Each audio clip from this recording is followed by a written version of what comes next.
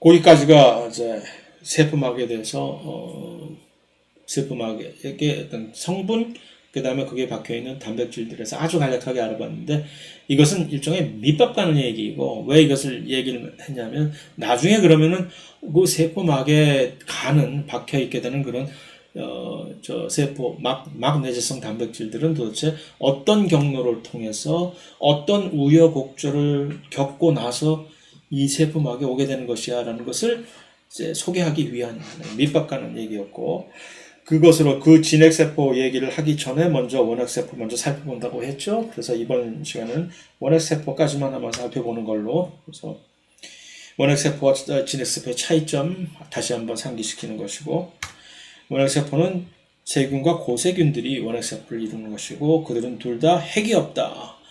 핵이 없는 대신에 이들은 뭐 희한한 뉴클리오이드라고 하는, 한국말로 핵양체라고 하는 어떤 특정 부위가 현미경에서 관찰이 됩니다. 이건 뭐냐면은 막으로 둘러싸이는 자리는 아니지만, 그래서 이들은 핵이 없으니까 이들의 염색체라든가 또는 이들의 DNA가 그럼 세포 전체에 쫙 넓게 퍼져 있겠네?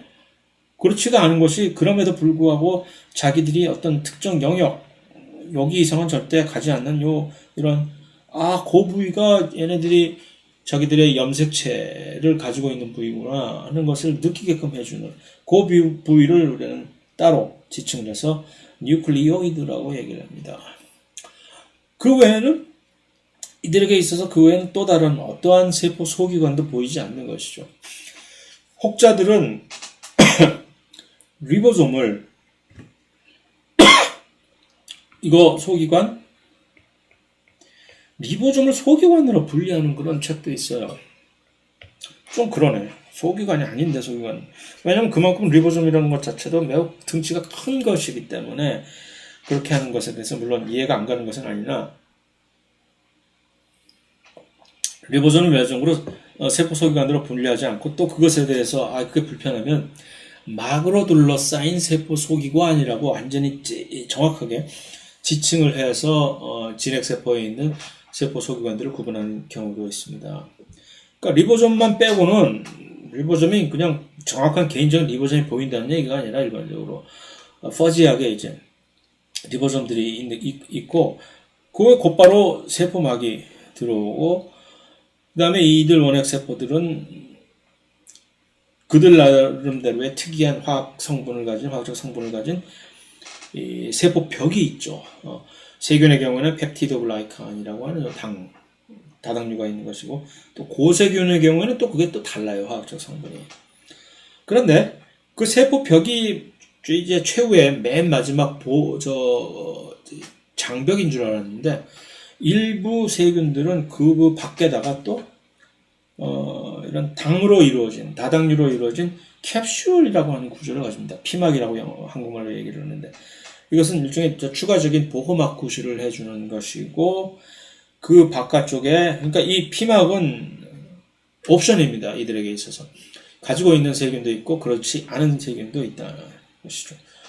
그 다음에 긴 수염, 그것을 저는 흔히 관우의 수염이라고 표현을 하는데, 긴 수염으로 퍼지는 한 두세 개 정도의 구조인 단백질로, 근본적으로 단백질로 이루어진 구조인 편모라고, 플라젤라라고 하는 그런 구조가 있으면서 그것과 외 추가적으로 또 이 표면에 매우 많은 수의 짧은, 그래서 이것은 저는 장비수염이라고 묘사를 하는데, 파일리라고 하는, 이건 전부 다 복수입니다. 파일리. 하나의 그 단수를 얘기하면 파일러스라고 얘기를 하는데, 한국말로는 물론 선모, 이것이 복수든 단수이건 간에 선모라고 얘기를 해주면 되는 것이고, 이러한 기본적인 구조들로 되어 있습니다. 그리고 이제 세균의 모양은 기본적으로 형태적인 측면에서만 바라봤을 때 동글동글한 포도송이들처럼 모습을 하고 있는 카커스, 이걸 한국말로 구균이라고 얘기를 합니다. 구균 형태. 포도상구균이라고 하는 얘기 많이 들어보셨잖아요. 학명으로 스테파일로코커스라고 하는 것을 구균이라고, 포도상 구균이라고 얘기를 합니다. 그 다음에 이 대장균처럼, 이콜라이처럼 약간의 이제 확장이 된 길어진 그런 길쭉한 모습을 하고 있는 그런 세균 형태들을 형태학 쪽에서 베실러스라고 얘기를 하고, 한국말로는 이것을 간균이라고 얘기를 합니다. 그 다음에 훨씬 더 희한하게 생긴 나선 구조로 이렇게 휘어 돌아가는 스파이로키트라고 하는 것이 있고, 이것을 나선형균이라고 한국말로 하는지 어쩐지 모르나 옛날 책에는 이것을 스피로 헤타, 세상에 왜 이것을 스피로 헤타라고 발음을 하기로 했는지 모르겠습니다. 이런 세 가지 종류의 형태의 세균이 모든 세균마다 각각의 종들이 다르고 다 다르지만 모양만을 보고 구분한다면 이 세 가지 형태입니다. 그런데 그것에서 조금씩 이제 약간 변형이 돼서 그 중에서 코코백실러스에서 이 중간 형태, 간균과 구균의 중간 형태인 이런 것들도 얘기를 할 수가 있고, 비브리오균으로 많이 이제 유명해진 이런 바이브리오 형태의 그런 약간의 휘어진, 간균이 약간 휘어진 형태의 그런 입니다.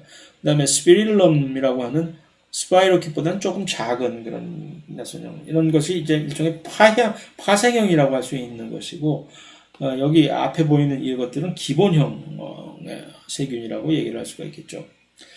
그래서 이들의 세포 안에서는 그들의 유전 물질은 일단 세균의 염색체는 원형이다 라는 것과, 이제 그것이 이제 진핵 세포의 염색체와 완전히 다른 점이죠. 이 DNA, 진핵세포의 DNA는 완전히 일직선형으로, 선형으로 되어 있는데, 끝이 없는 그런 원형으로 되어 있는 것이 원핵세포 DNA의 특징이고, 그 다음에 진핵세포는 이제 히스톤이라고 하는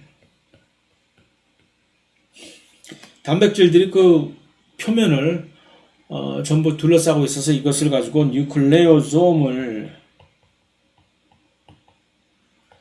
뉴클리오솜이라고 하는 기본 응축 단위를 만들어 가지고 이걸로 염색체의 이 응축도를 조절을 하는데, 원핵세포는 물론 그럴 필요가 전혀 없으니까, 왜냐하면 이제 크기 자체가 작으니까, DNA 자체도 양도 작고, 그래서 일종의 네이키드, 아무 단백질이 없는 네이키드 DNA라고 흔히들 표현하는데, 꼭 반드시 그렇게 얘기할 것도 아닌 게, 그렇다면 이 원핵세포의 DNA는 전혀 단백질이 결합되어 있는 게 없는 것이야 라고 하면 또 그렇지도 않거든요. 그래서 하지만 일반적으로 그런 차이가 있다라고 얘기를 해주면 되고, 그 다음에 또 한 가지 원핵세포에서 특이한 점이, 원핵세포들은 플라즈미드라고 하는 또 다른 특별한 추가적인 DNA를 가지고 있게 됩니다. 누구나 다 원핵세포들은. 물론 진핵세포 중에서도 이스트, 효모는 이런 플라즈미드 같은 것을 가지고 있긴 하나, 원핵세포만큼 그렇게 광범위하게 두드러지게 그것을 가지고 있지는 않기 때문에, 이것은 한마디로 정의하면, 플라즈미드를 한마디로 정의하면 엑스트라 크로모소멀 DNA라고 해서 염색체, 그들의 세균의 염색체하고는 별개로 따로 떨어져 있는 그런 DNA로서, 이거 역시 원형 DNA죠, 물론. 그래서 지방자치제를 수행을 하고 있는 이들의 복제 및 또 다음 세포 분열 시에 분리는 염색체 DNA하고는 완전히 따로 독립적으로 이것이 수행이 됩니다. 그래서 그림상으로 보면 이 박테리아 크로모솜인 원핵세포의 크로모솜은 이렇게 상대적으로 길이가 길기 때문에 이렇게 꼬여 있는, 엉켜 있는 모습이나 결국 다 풀어보면 이것은 하나의 이렇게 원형으로 보이는 DNA 맞고, 근데 이 주변에 보이는 플라즈미드들은 그보다 훨씬 사이즈가 작은 원형이라고 보시면 되는데, 이 그림에서 우리가 볼 수 있듯이 하나의 원핵세포, 세균의 세포와는 복수의 플라즈미드를 가지고 있습니다. 그 플라즈미드의 개수가 마치 미토콘드리아처럼 수백 개 최소한 있는 경우가 있고, 어떤 경우는 이 플라즈미드를 요즘은 이제 사람들이 엔지니어링을 해가지고서 인위적인 플라즈미드를 재조합 DNA 기법으로 이제 만들어냈는데 그런 것들은 수천 개가 한 세포에 카피 넘버가 수천 개가 존재할 수가 있는 그런 플라즈미드들도 있습니다. 그걸 가지고 이제 유전공학에서 클로닝을 한 DNA를 거기다가 담아두는 역할을 수행을 할 수가 있는 것이고, 그래서 이들은 세포 분열 시에 각자 따로 복제를 마친 다음에 DNA 복제를 자기들끼리 알아서 마친 후에 이들을 똑같이 분리하는 세포 분열하는 두 세포에 각자 이렇게 나눠주게 되는 것이죠.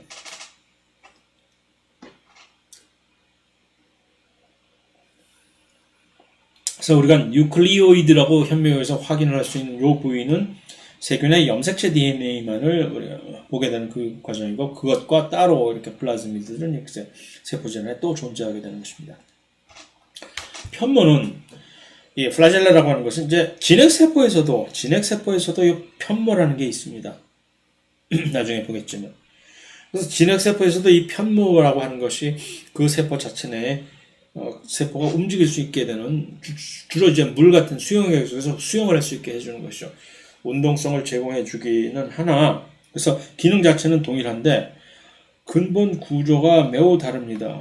어쩌면 이것이 편모, 세균의 편모와 진핵세포의 편모는 그런 점에서 또 다른 경우에 이 상사구조의 예라고는 할 수 있을까요? 상사구조는 근본적으로는 다 이제 그 기원으로서는 서로 상이한 다른 것이긴 하나, 둘 다 동일한 환경 내에서 어떤 적응 과정을 통해서 똑같은 모습으로 이렇게 진화하게 된 것들을 상사구조라고 얘기를 하잖아요. 그래서 일단 운동성을 제공하는 것이라 해서 이 원핵세포의 편모와 진핵세포의 편모 차이를 구조적으로 이렇게 보여주는 그림입니다. 그래서 그들의 차이점을 이제 정리를 한 것인데, 뭐 굳이 이제 이것을 외울 필요는 전혀 없는 것이고, 다만 단백질이 일단 뭐가 다르다는 것이야라고 의문을 가졌을 때, 세균의 이 편모는 그것을 만들어내는 기본 구성 단백질의 종류가 플라젤린이라고 하는 단백질입니다. 그런데 이 진핵세포의 플라젤린은 나중에 보겠지만 세포 골격 단백질을 만드는 그런 단백질의 일종으로서 튜뷸린이라고 하는 그 튜뷸린들이 모여서 미세소관을 이루는데, 그렇게 돼서 만들어진 미세소관의 하나의 한 종류입니다. 진핵세포의 이 편모는. 그 다음에 이것이 이렇게 움직이게 되는 그 메커니즘도 다르고, 이들은 마치 모터가 돌아가듯이 로터리 형식으로 이렇게 뺑 돌아가는 것이고, 진핵세포에서는 이것이 막 이렇게 연동이라고 해서 밴딩 작용을 통해서 전체적인 이 운동성을 창출해내는 것이 또 확연히 다르고, 확실히 움직이는 거니까 에너지를 공급해야 되는데 그 에너지 공급이 진핵세포에서는 당연히 그 유니버설한 ATP 가스 분해를 통해서 되는데 비해서 얘는 양성자 펌프라니 수소이온을 능동적으로 펌프시키는 과정에서, 물론 여기서 그러니까 간접적으로 그 펌프 작용을 하기 위해서는 ATP 에너지 형태로 ATP를 공급해야 되긴 하나, 어쨌든 직접적으로 이 양성자 펌프에 의해서 이것이 이제 전기적인 어떤 전류를 흐르게 해요. 얘네들이 참 희한한 게 모터 부시를 하게 되는 거예요. 정말로 모터가 이렇게 돌아가듯이 이 양성자 펌프에 의해서 그런 전류를 발생시켜서 돌아가게 하는 희한한 구조를 가지고 있습니다. 그래서 복잡한 이 구조를 살펴보게 되면 이들이 여기에 이 세균의 세포막은 좀 의문을 가질 것이, 여기 세균은 세포막이 두 개예요? 라고 묻는 그런 경우가 있겠죠. 여기 바깥쪽에 세포막이 하나 있고 안쪽에 또 하나 세포막이 있네요. 그 중간에 여기 펩티도 글라이칸이라고 보면 이게 세포벽이잖아. 이게 뭐야? 이 세균은? 여기까지가 끝인 줄 알았는데 요 바깥에 뭐가 또 있네? 이게 캡슐이에요? 이거 캡슐? 아님. 캡슐은 또 다른 얘기고, 캡슐은 일종의 당분이고 다당류. 얘는 지금 엄연히 세포막이 하나 있는 거잖아요. 여기에 대해서 좀 이따 볼 겁니다. 어떤 특정한 종류의 세포들은 바깥쪽에 또 하나의 추가적인 세포막을 가지고 있어요. 그래서 이것을 외부막이라고 하는데 외부막과 내부막에 둘 다 구조적으로 딱 걸쳐 있게 되는 이 세균의 편모는 여기서 중요한 것은 여기에 그 모터 프로틴이라고 하는 것들이 여기 좀 박혀 있는 거죠. 이렇게 이 모터 프로틴들이 양성자 펌프 작용에 의해서 이렇게 수소 이온을 이렇게 이동을 시키는 그 과정을 통해서 여기에 전류가 발생을 하게 됩니다. 그럼 그 발생된 전류에 의해서 안쪽이 통이 돌아가게 되는 정말로 구조적으로 기계적으로 모터하고 똑같은 그런 원리로 이게 돌아가게 되거든요. 그래서 창조과학을 주장하는 일부 인사들은 이걸 언제나 끄집어내가지고서 이거 봐라. 이게 어떻게 진화에 의해서 이게 가능할 수가 있느냐. 이렇게 복잡하고 사람이 만들어진 모터하고 똑같은 구조인데 예를 들어서 너희들은 이게 만약 진화가 저절로 되는 것에 의해서 결과물이라면 이것이 순차적으로 발전을 거듭해야 되는데 이것은 하나의 완성체를 이렇게 정교하게 만들기 전에는 절대로 작동이 제대로 될 수가 없는 구조인데 예를 들어서 한번 생각을 해봐. 기계를 만들 때 완전한 기계를 만들지 않고 중간에 반쯤만 된 기계를 가지고 모터 돌아가겠어? 라는 식으로 해서 이것이야말로 물론 이것만뿐만이 아니라 그들에게 있어서는 이 생명체가 신에 의해서 창조되었다는 이 증거가 차고 넘친다고 얘기를 하지만 이거를 그래서 하나의 그 증거로 삼기를 매우 좋아합니다.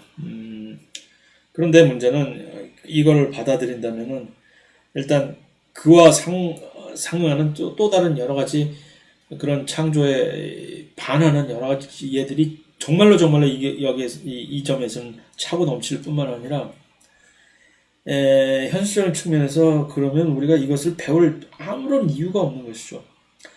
이것을 배워서 이것과 진핵세포에 의해 어째서 이제 편모 작동하는 원리는 왜 다를까? 이 다른 점이라는 것은 유전자가 거기서 결부가 되는 것이거든요. 이것을 만들어내는 유전자들이 지금 딱 봐서도 이제 여러 가지 종류의 다른 유전자들이 여기에 같이 개입이 되어야 각각의 서로 다른 단백질 부품들을 만들어내고 해서 이것이 나중에 작동이 제대로 되는 것일 텐데 그것에 대한 그러면 거기에 상응하는 거의 상대 컴포넌트가 다 존재하는 거죠. 그러니까 그 유전자들이 다른 생명체들에서는 어떤 식으로 지금 이제 어떤 기능을 하고 있을까 뭐 하는 그런 여러 가지 진화와 관련된 여러 가지 이 생각들을 할 이유가 전혀 없어지는 것이죠. 뭐 이유가 없어서 실망을 하겠다는 것이 아니라 그러한 것을 추구함으로써 이 생물학이라고 하는 학문이 여기까지 와서 발전을 해나가고 오늘날도 어떤 방향성이 제시되는 것인데 이것을 할 이유가 하던 이유가 없어진다는 얘기. 그런 점에서 제가 일전에 한번 언급을 했던 진화를 부정하면 이 생명과학의 모든 근간이 그냥 그대로 허물어져 버린다라는 얘기입니다. 그래서 제발 우리가 이 생물학이라는 것을 하는 이 범주 안에서는 그러한 것은 제발 끼어들지 않았으면 좋겠다라는 얘기죠. 자, 그러고 이제 세균은 또 장비 수염처럼 생긴 선모라는 것이 있다고 얘기를 했는데 이 세균의 선모는 운동성을 물론 운동성도 제공을 해주긴 하나 그거보다 훨씬 또 다른 다양한 기능 어떤 이제 세균을 어떤 특별한 표면에 부착을 시킨 데 쓰인다든가 또는 세균과 세균 사이에 물질의 교환을 한다든가 또는 그냥 교환을 안 하더라도 어떤 물질을 바꿔서 유입을 시키고 그 다음에 물질을 밖으로 배출시키고 하는 그런 데 중요하게 사용이 되고 그 다음에 그렇기 때문에 구조적으로는 둘 다 수염처럼 생겼다 하더라도 구조적으로는 이 편모는 또 이 선모와는 그러니까 매우 다른 그런 타입들이 존재를 하게 됩니다. 그 중에서 특히 성선모라고 F. 파일러스 이건 단수이니까 복수는 F. 파일리라고 부르겠죠. 그래서 영어로 섹스 파일러스라고 하는 이런 선모가 있는데 이 선모는 특별하게 여기만 사용이 되는 거죠. 그러니까 여기 다양한 종류의 타입의 선모들이 한 세균에 존재를 합니다. 그래서 세균끼리 어떤 접합이라고 하는 것을 매개를 해서 그 두 세균 간의 유전자가, 이들은 세균은 무성 생식에 의해서 생식이 되는 거기 때문에 진핵세포들, 대부분의 진핵세포들이 수행을 하는, 대부분이라고 하면 좀 너무 어폐가 있지 않을까? 유성생식의 장점은 이것을 통해서 유전자의 재조합이 이루어지는 것인데, 이 재조합이라는 것이 불가능하기 때문에 유전적으로 매우 호모지니어스한, 동일한 위험한 지경에서 생활하는 것이 조금 불안해서 그런지 이따금씩 자기들끼리 조금씩 이런 식의 유전자 재조합을, 서로 간에 유전 물질을 교환을 해가지고서 그때 이 성선모라고 하는 것이 중요한 역할을 하기 때문에 이름 자체가 성선모로 붙여진 것이겠죠. 실제 전자현미경으로 본, 이거 전자현미경 아닐 수도 있겠다. 그냥 광학현미경일 것 같은데, 요 중간에 있는 요 섹스파일러스가 지금 여기 보이죠? 이 섹스파일러스가 두 개가 서로 연결이 됐어요. 마치 비행기가 공중급유 받듯이, 비행기가 날아가는 상태에서 공중급유를 받듯이 두 세균이 이렇게 서로 연결이, 어떤 관으로 연결이 돼서 이 사이를 통해서 한 유전 물질이 하나의 세균으로부터 또 다른 세균으로, 이게 유전 물질이 제공해주는 세균을 도너라고 하고 받는 걸 리시피언트라고 하는데, 그 모습이 여기에 그림이 위키피디아에서 가져온 그림인데, 주로 그러한 접합, 이러한 행위를, 액티비티를 접합, 컨주게이션이라고 얘기를 합니다. 여기 컨주게이션이라고 하는데, 이 접합을 통해 가지고서 이동하는 그 유전 물질은 주로 플라즈미드입니다.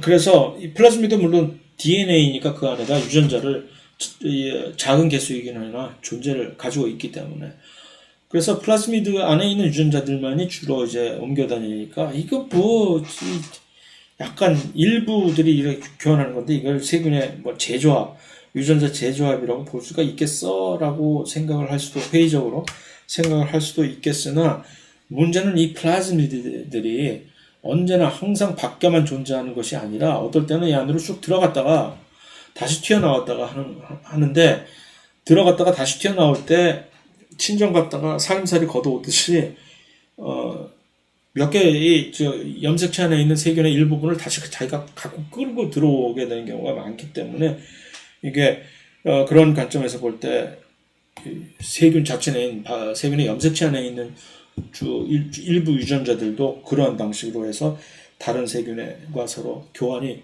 가능하다는 얘기죠. 또한 그러한 플라즈미드들은 무슨 이제 골칫거리를 우리에게 가져다 주냐 하면은, 바로 그러한 플라즈미드들이 이 접합을 통해 가지고서 한 세균에서 다른 세균으로 이렇게 이동하는 그런 메커니즘을 가지고서 요즘 와서 특히 골칫덩어리가 돼가고 있는 이 항생제 내성을 가진 세균, 이들이, 그러니까 이 항생제 내성이라는 것은 처음에는 돌연 변이에 의해서,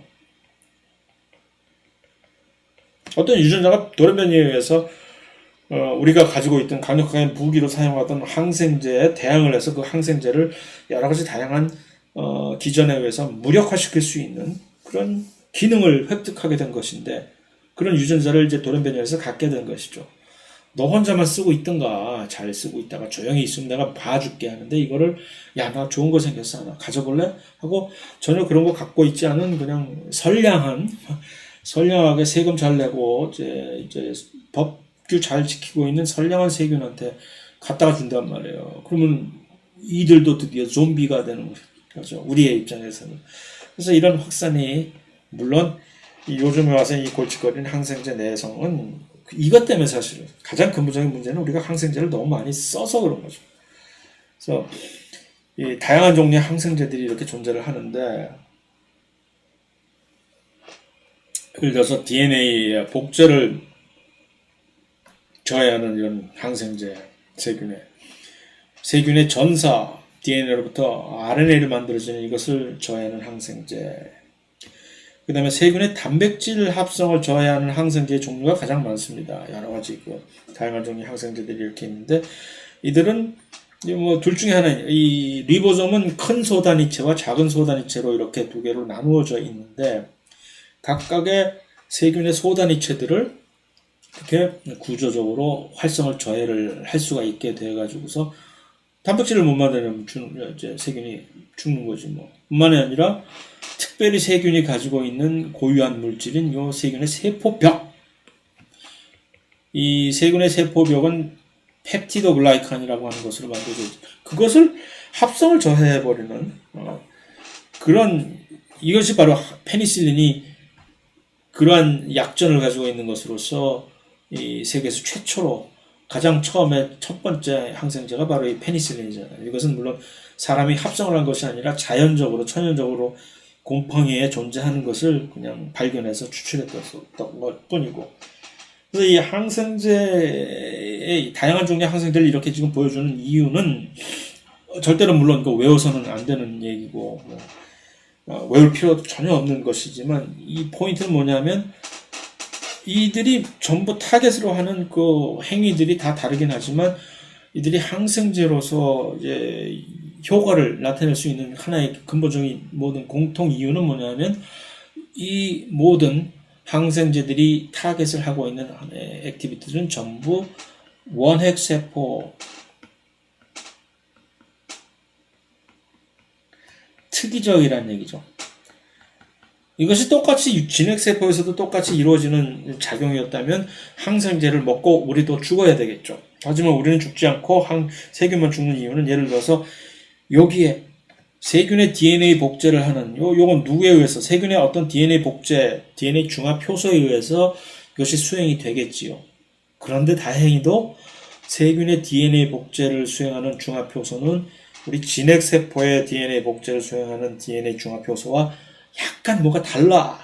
그래서 그들만을 특이적으로 잡아서 무력화시키는 약이 존재를 하는 거죠. 우리가 그 약을 만들 수가 있는 것이죠. 똑같은 얘기예요, 전부 이게. 이거 역시 왜 얘기를 하냐면은, 바로 이 세균의 리보솜들.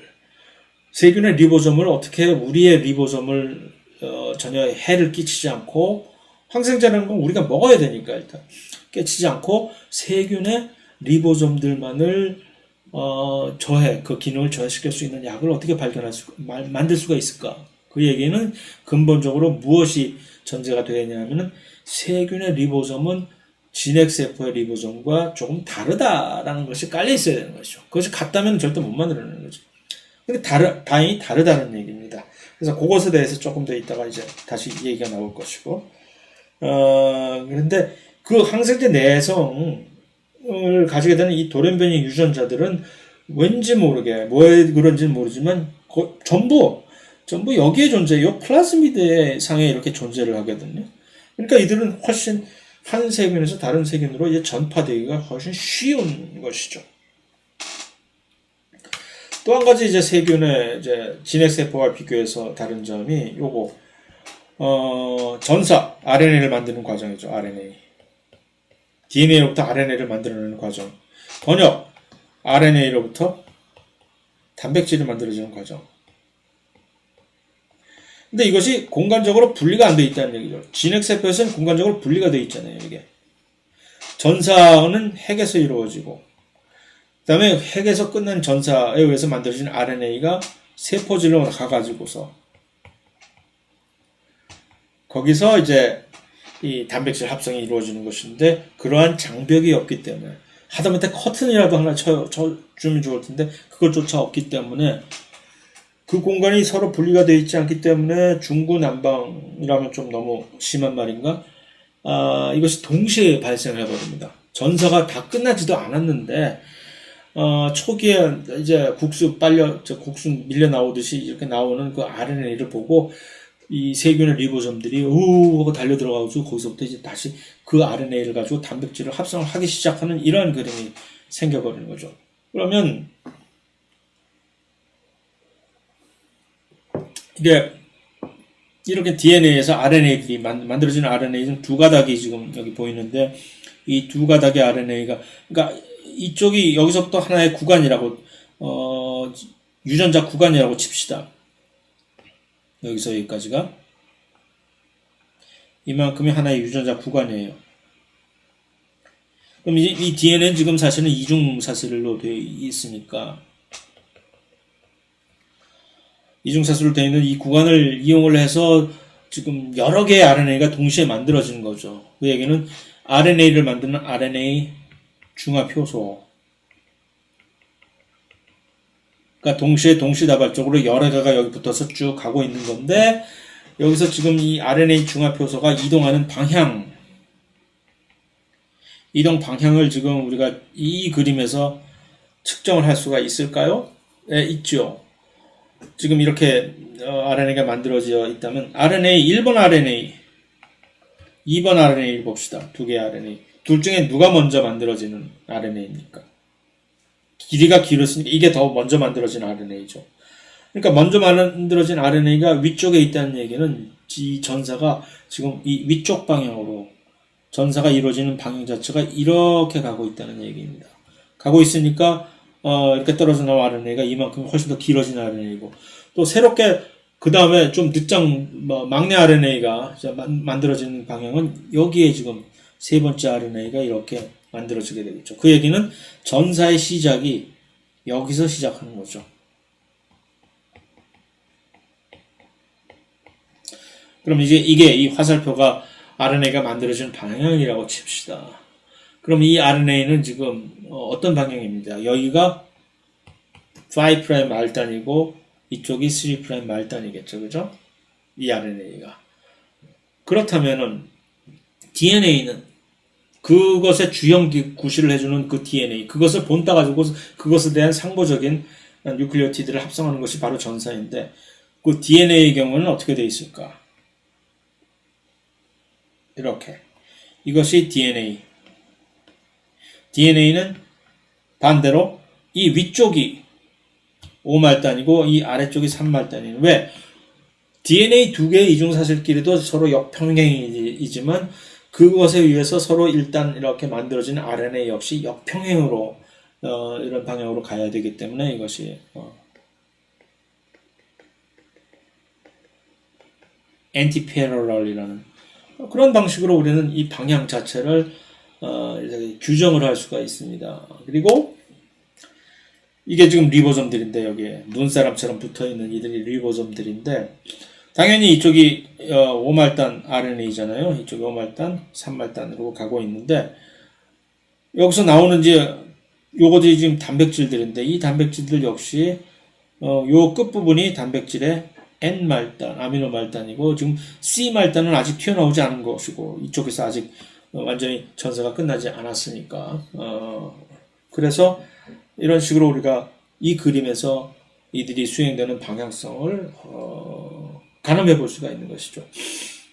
이 그림 그대로 가지고 이렇게 옛날에 훨씬 오래된 얘기인데 그래서 이것을 제가 이제 수업에 가져와서 쓰고는 있긴 하지만 원래 이 그림 자체는 옛날에 의전원이 있을 때 의전원 시험에 한번 나왔다. 이걸 가지고 이런 식으로 문제를 물어본 적이 있습니다. 그래서 그것에 착안을 해서 이걸 가지고 나도 수업에서 한번 이런 식으로 이런 포인트를 강조하면 되겠다 싶어서 가져왔습니다. 자, 그랬을 때 방금 전에 얘기한 바로 리보솜이 원핵세포의 리보솜들은 진핵세포의 리보솜과 뭐가 다르냐 하면은 그 구조와 크기가 살짝 다릅니다. 그래서 이 원핵세포의 리보솜은 한마디로 얘기해서 70S 리보솜이라고 표현하고 진핵세포 리보솜은 80S 리보솜이라고 표현하는데 여기 S가 지금 왜 붙는 거야? 스벨드베르라고 하는 이상한 사람의 이름을 따서 하는데 그것을 그냥 일종의 세디멘테이션 코이피션트라고 얘기를 해도 됩니다.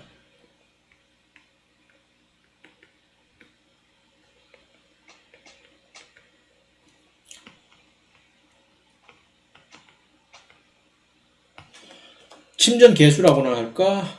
그러니까 무거운 물질일수록 밀도가 크고 무거운 물질일수록 원심 물기를 돌렸을 때 어떤 매질에서 어떤 특정한 성질 같은 매질에서 훨씬 더 아래쪽에 가라앉을 것이고 가벼운 물질일수록 밀도가 작고 가벼운 물질일수록 위쪽에 위치를 할 것이기 때문에 그것에 대한 측정값입니다. 일종의 경험적인 측정값인데 그래서 70S, 80S 이것이 높으면 높을수록 숫자가 높으면 높을수록 훨씬 무겁고 밀도가 크다라는 얘기 있죠.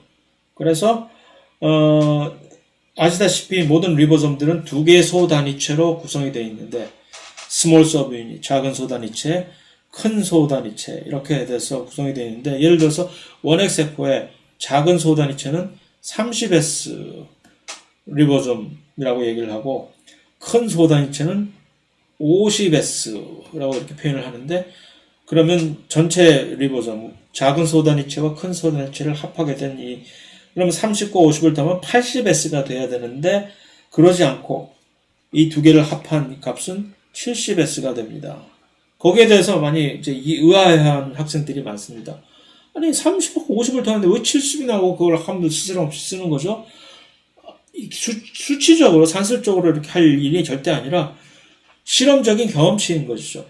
이 작은 소단위체를 큰 소단위체와 분리해서 개별적으로 그러한 원심 분리기를 돌렸을 때 그들이 위치하는 그런 상대적인 위치가 이 값이 30S 값이 나오고 50S 값이 나왔는데 이들을 분리시키지 않고 하는 상태에서 완전한 그 결합된 상태에서 4차원 구조 상태에서 이걸 돌렸을 때는 값이 70S 정도밖에. 그 밀도의 차이가 이제 그런 수치적인 차이를 나타내는 것이죠.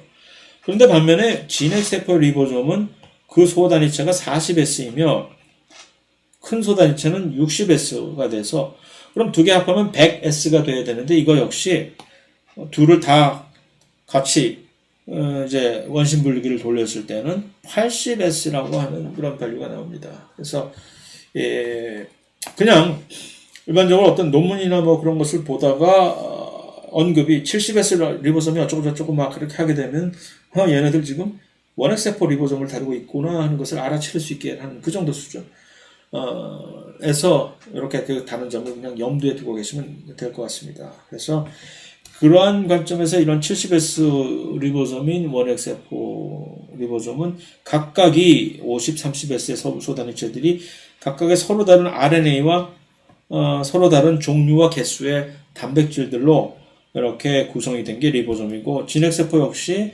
요 60S, 40S의 요 서로 다른 이 리보솜 소단위체들이 각각의 서로 다른 RNA와 단백질들 그러니까 총체적으로 얘기해서 진핵세포와 원핵세포는 그것을 구성하는 이제 부품들이 이 종류와 개수와 이제 이들이 다 달라서 그 크기와 구조가 서로 다르게 해주는 그런 역할을 해준다라고 얘기를 할 수가 있겠죠. 그래서 그리고 그다음에 세균의 세포벽 자체도 펩티드 글라이칸이라고 하는 특별한 종류의 다당류이고 그 다음에 여기서 어떤 세포는 이 펩티드 글라이칸 방호벽을 매우 두껍게 깔아두고 있는 그런 세균이 있습니다. 그래서 그 세균은 그램 음성 세균 그런 그램 양성 세균이라고 얘기를 하고 두껍게 그 다음에 그 세포벽 두께가 얇은 그런 세균은 그램 음성 세균이라고 얘기를 합니다. 왜 이것을 그램 음성과 그램 양성이라고 얘기를 하면 세균 세포를 염색하는 특별한 기법 중에서 그램 염색법이라는 것이 있는데 그램이라고 하는 미생물학자가 물론 처음에 고안을 해낸 모양이죠. 그랬을 때 이제 짙은 보라색의 염색약인데 이게 이제 친수성 화학물질이라서 펩티드 글라이칸 다당류로 되어 있으니까 일단 친수성이겠죠 근본적으로. 그것들에 의해서 흡수가 아주 잘 됩니다. 그런데 그러니까 그램 양성 세균은 두꺼운 세포벽을 가지고 있고 그 세포벽이 최후의 보루이니까 맨 마지막 바깥쪽에. 그러니까 그램 염색을 기법을 적용시키면 아주 쉽게 보라색으로 염색이 되지요. 근데 이제 그램 음성 세균은 세포벽이 아주 얇아요.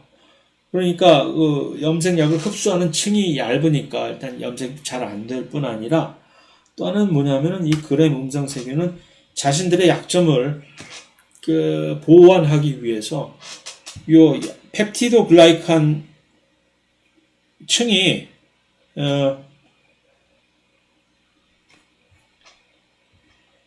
얇다는 걸 알기 때문에 여기다가 또 하나의 세포 막을 깔아놓은 겁니다. 이게.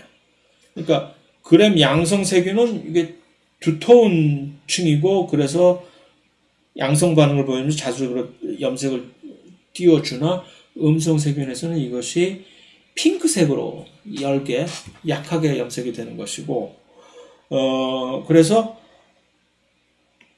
그런 염색과는 전혀 상관없이 일단 자기들의 보호막이 두껍지가 못하니까 우리 문 하나 밖에다 더 달자, 이중문을 달자 해서 세포막을 하나 더 달아놨는데 그 바깥쪽에 있는 세포막의 성분이 조금 특이합니다.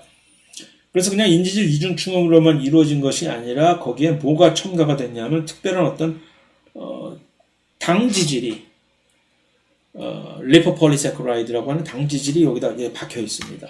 그래서 일단 그램 양성, 음성 이 염색 반응 자체의 차이를 이렇게 보여준 것이고 이 두꺼운 펩티도글라이칸, 얇은 펩티도글라이칸 그것 때문에 바깥쪽에 요 LPS로 대변되는 또 하나의 막이 존재한다라는 것이고 그것을 이제 좀 더 자세한 그림으로 보게 되면 이렇게 되는 것이죠. 그래서 그램 음성 세균은 여기에 또 하나의 세포막이 존재한다. 왜냐하면 그들의 세포벽이 얇아서 그 다음에 이 새롭게 존재하는 이중적인 그 세포막에는 무엇이 특별하게 있느냐 여기 보이는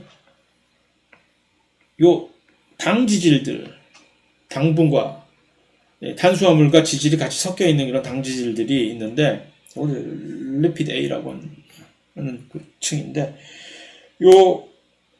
요것이 바로 LPS라고 하는 리포폴리세커라이드라고 하는 요 좀 화학적인 부분이 되는 것이죠.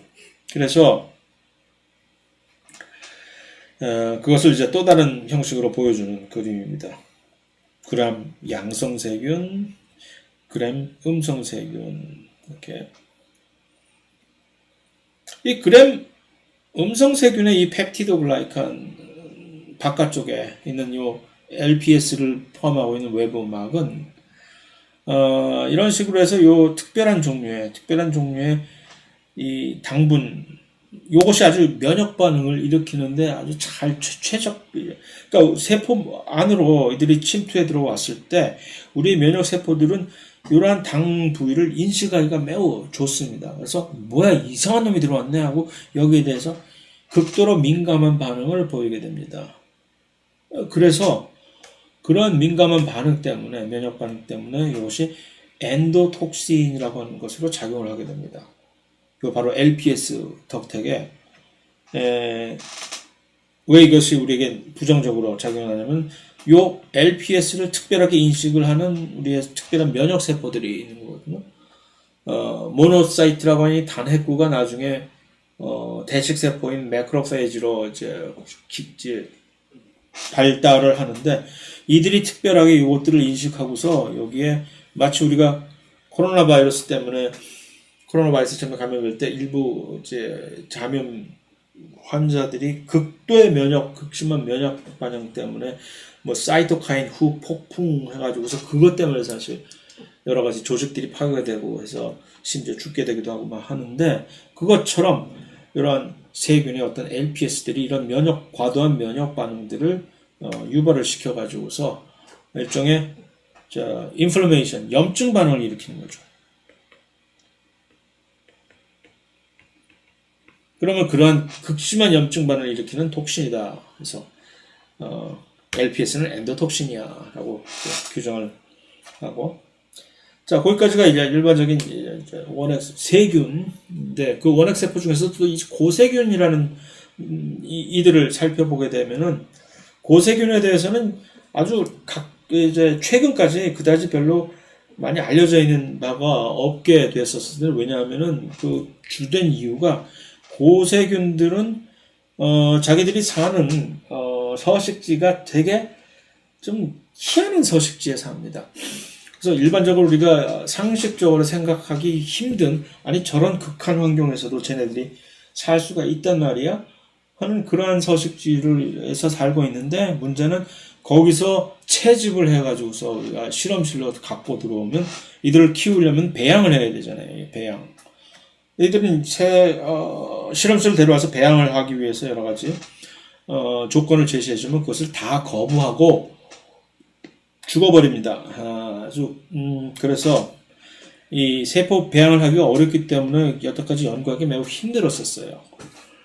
그런데 이제 요즘에 최근에 메타지노믹스라고 하는 이런 새로운 기법이 단순히 이것을 하나의 테크닉인 기법으로만 표현하기는 조금 좀 이것을 포함하는 범위가 넓긴 한데 달리 한국말로 표현할 길이 없어서 그냥 기법이라고 얘기를 할 수가 있는데 이 메타지노믹스라고 하는 것은 그러니까 현재까지 그 전까지는 우리가 어떤 이제 종의 유전체를 분석을 하려고 하면은 그것을 가져와서 배양을 해야지. 왜냐하면 유전체 분석을 하기 위해서는 엄청나게 많은 양의 DNA가 필요하잖아요. DNA 양이 많아야 되기 때문에 이거 키워야지. 수를 돌려야지.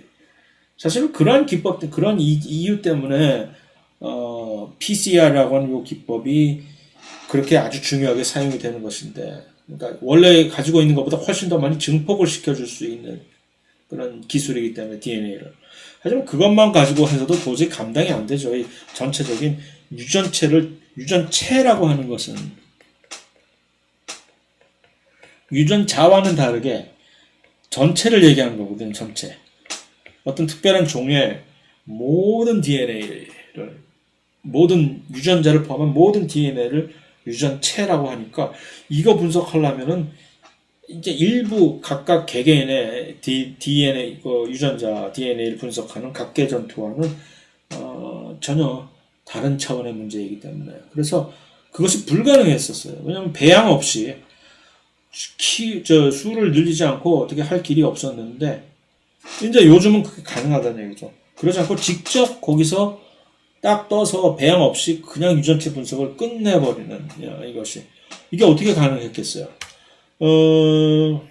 이게 발달해서 그렇지 뭐. 이게 워낙 발달을 해서 이것을 얘기할 기회가 없었는데 처음에 우리가 인간 게놈 프로젝트라고 하는 휴먼 지놈 프로젝트로 대변을 되는 이것을 처음에 할 때만 해도 그것이 처음에 시작된 게 1980년도에 시작을 했나? 그래서 1990년도 초반에 완성이 돼서 10년이 넘게 걸린 이 프로젝트인데 한번 완성하는데 인간의 모든 유전체 분석을 처음으로 이제 끝내버리는 것인데 그 10년이 넘게 걸렸다는 얘기는 얼마나 그동안 개고생을 했을지 상상이 갈 거 아닙니까? 그래서 그 기술이 요즘은 얼마나 발달했냐면 그것을 같은 일을 한 달이면 끝내버릴 수 있는 상황이 돼버렸거든요. 그 정도로 염기so의 분석 기술이 완전히 발달을 해버리기 때문에 비용적인 측면에서도 그렇고 그러니까 이제 가능하지. 세상에 10년 넘게 걸릴 걸 한 달 만에 끝낼 수 있을 정도의 수준이니까 그래서 요즘에서 메타지노믹스 같은 것들이 이제 막 그거 덕택에 그 전까진 전혀 몰랐던 장내 미생물들이 우리가 그렇게 많은 종류의 장내 미생물들을 가지고 있었어 하는 것들이 이제 파악이 되는 것이고 물론 장내 미생물들이 고세균이라는 얘기는 아닙니다. 이제 일반 세균들인데 거의 대부분이 그런데 이것들이 전부 다 파악이 이런 식으로 되는 거지. 그리고 그들의 중요성이 드디어 이제 인식이 되는 것이고 그래서 이제는 우리가 나 혼자 독불장군처럼 사는 것이 아니라 이 우리의 장내 미생 수많은 종류의 장내 미생물들이 우리를 살아갈 수 있도록 허락해주지 않으면 우리가 살 수 없다라고 하는 그런 개념까지도 우리가 많이 배워가게 되는 겁니다. 이제 그래서 더불어 사는 세상이라는 것이 다시 한번 확연하게 느껴지는 그런 현대 과학입니다. 그래서 고세균들은 이제 특징적으로 단적으로 고세균의 특징을 얘기하려면 이 극한 환경입니다. 극한 직업은 아닐지라도 극한 환경은 이들의 서식지로서 그러니까 도저히 인간으로서는 상상할 수가 없는 그런 조건에서 이들은 아무 문제 없이 살아나가고 있는 것이죠. 그것의 중요점은 뭐냐면은 거기서 그들이 살아나갈 수 있다는 얘기는 그 환경 조건을 견뎌낼 수 있는 여러 가지 특별한 능력의 효소들이 있다는 얘기죠. 여기서 또 한번 PCR을 소환하는 것이 이 PCR라고 하는 이 기법을 사용하기 위해서는 우리가 요 섭씨 95도라고 하는 이 온도를 주기적으로 주입을 시켜줘야 되는데 여기서 살아남아 있을 만한 효소들이 없거든요. 특히 이제 PCR에 중요하게 사용이 되어야 되는 이 DNA 중합 효소가 이걸 가지고 DNA 복제가 이루어져야 되는데 일반적인 DNA 종합 효소를 어디서 갖다 쓴다 하더라도 이것을 견뎌낼 수 있는 효소는 없단 말입니다. 그런데 어떤 교세균 중에서는 용암 근처에서도 살아날 수 있고 온천에서 살아나갈 수 있는 거의 끓는 물에서도 아무 문제 없이 살아날 수 있는 고세균들이 있기 때문에 그 얘기는 그들의 DNA 종합 효소는 이것을 견뎌낸다는 얘기죠. 그것들을 찾아내서 이제 활용을 하기. 이게 대표적인 케이스잖아요. PCR이라고 하는 것에 어떤 특별한 고세균의 DNA 중합 효소를 가져와서 써서 이 기법이 실제적으로 가능하게 만드는 거죠. 그 덕택에 그 기법을 만들어낸 사람은 돈과 명예를 한꺼번에 얻게 됐어요. 물론 순차적으로 얻게 됐지만 처음엔 돈방석에 앉았고 엄청난 돈방석에 과학자로서 상상할 수 없는 많은 양의 돈방석에 앉았을 뿐만 아니라 그러고 나서 거의 10년 가까이 있으니까 사람들이 와서 노벨상까지 준대. 옛날에는 그런 식으로 돈을 얻었으면 명예는 그만해 해서 절대로 이제 노벨상이라는 명예까지 수여하는 일은 절대 없었는데 이 사안은 워낙 사안이 중대하다 보니까 이 기여가 워낙 큰 공헌을 했기 때문에 어쩔 수가 없었다라는 얘기입니다. 어쨌든